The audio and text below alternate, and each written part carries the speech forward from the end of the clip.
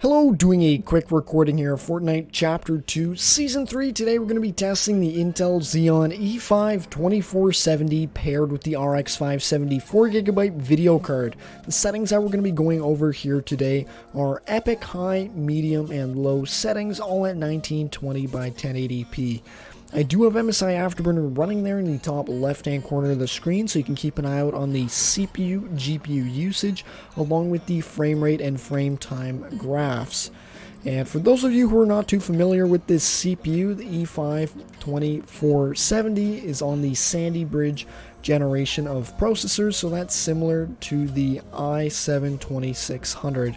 It has a base clock of 2.3 gigahertz and it turbos up to 2.8 across all 8 cores and 16 threads, which is pretty nice. Like, it's not ideal for like all types of games, but games like Fortnite, Call of Duty Warzone, Apex Legends, ones that can utilize multiple cores and threads, it still does offer quite a bit of performance here in the middle of 2020, which is cool to see. And yeah, as you notice, like obviously not on epic settings you won't notice, but as we go through the settings, high, medium, and low, you will notice on medium and low settings that we become single core bottlenecked a little bit with this processor. Okay, I'm making the processor sound pretty bad, but the nice thing with having these 8 cores and 16 threads is that running the game, we're only using about 25% CPU usage, and in certain cases, I think it goes up to 35 at most, but because our CPU usage is so low, it does allow you to do other things in the background. For example, if you wanted to get into 1080p 60 FPS live streaming, that is an option with this system because you do have enough multi-core performance to handle the stream encoding while playing your game smoothly. And especially if you want to play at around 75 FPS, that's not too demanding to run on the system. Not too demanding on the CPU, so it's like you could run 75 FPS alongside a nice high quality 1080 60 FPS stream there. Alright, let me grab the I'll swap out our weapon here. Looks like they lowered the amount of ammo in those burst ARs, but anyways, that's just a tangent there. But yeah, you can see right now epic settings kind of around 55 to 60 FPS, and we'll quickly swap over to high settings in just a moment. Just gonna grab a little bit more stuff here. Alright, looking outdoors here. Actually, I will run up here. I don't want to get shot. Alright, looking here, we're getting around 62 FPS. Now we're going to switch to high settings, and then we can have a direct comparison. High settings, we go up to about 85, 90 FPS in that same spot, so it doesn't look as sharp. I can barely notice the difference, but we do gain quite a bit in terms of frame rate, so that is nice to see there.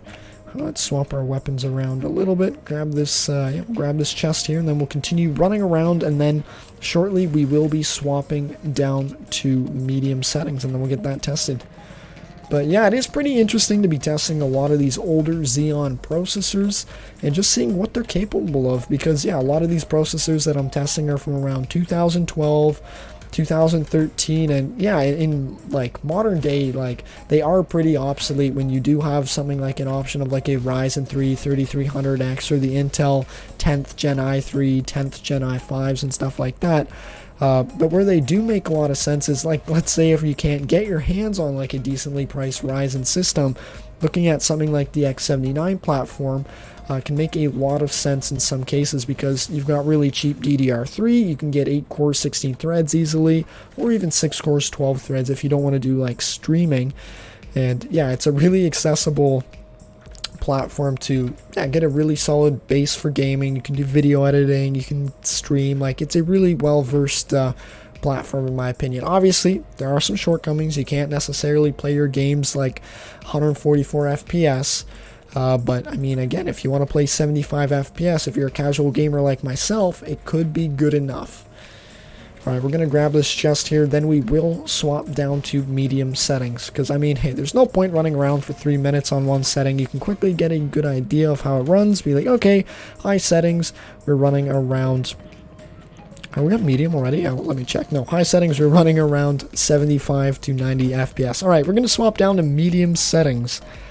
And yes, a viewer did request that we change the view distance instead of leaving it at epic, which I previously had done in a lot of my tests, that I actually lower it down according to the setting there and just keep the resolution at 100%. and that'll give us a, yeah, best performance there.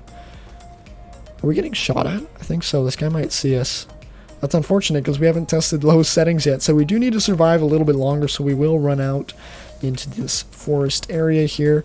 You can see medium settings. You still have pretty good visual quality, but the frame rate is now around 100 FPS. And yes, if you have seen any other RX 570 benchmarks, you will know that the frame rate can go quite a bit higher. And this is where, on medium and low settings, we are going to be running into a single core bottleneck, just because, yeah, we're running 2.8 gigahertz on a Sandy Bridge architecture, and yeah, that's 8 years old. Yeah, so it's nothing too impressive there, and that's why our frame rate's not necessarily going to improve much as we lower our visual settings.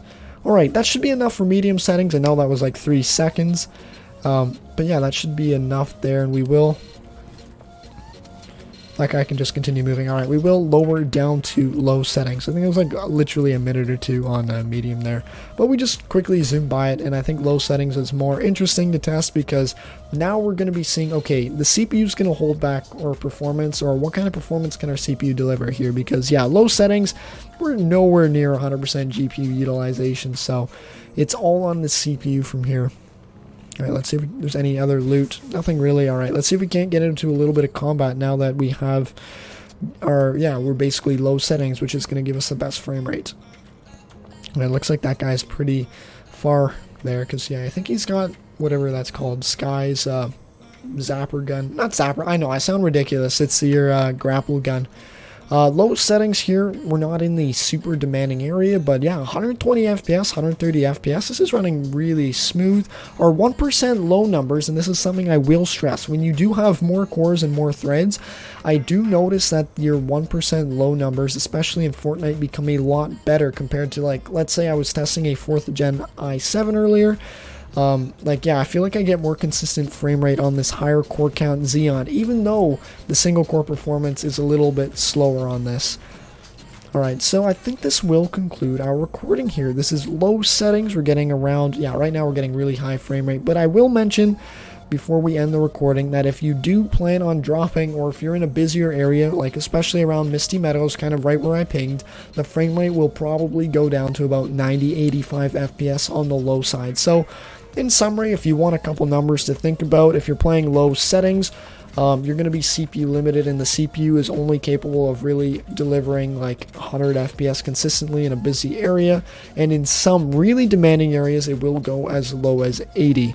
And yeah, that's going to conclude our recording here for the Intel Xeon E5 2470 paired with the RX 570 video card. If you guys do have any questions, please feel free to reach out in the comment section below. Thanks.